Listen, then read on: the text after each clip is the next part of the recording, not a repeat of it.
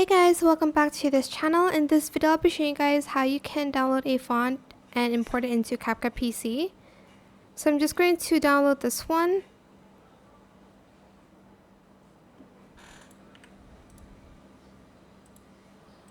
Open the font and install it.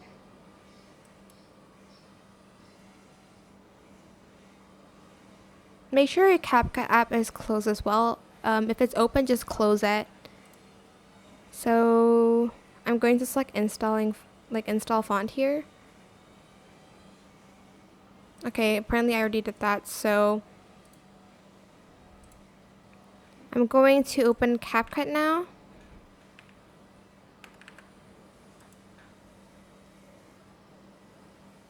Again, if you have CapCut open, just close it and open it back up so that the font will be installed, or else it's not going to show up on your app.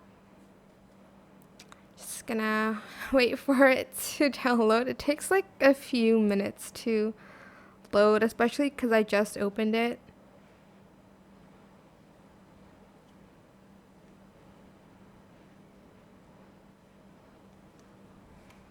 Why is CapCut not opening?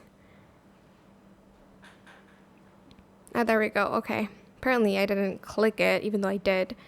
Open up any project. You can even open up a new one. I'll just open one that I already have. Then you're going to open up your text. Oh my gosh, why is CapCut letting so long? It's taking super long. Okay. Then you're going to go to the text section, and there's going to be like a font section where you're going to search for the font name. So go to text and add in your default text here.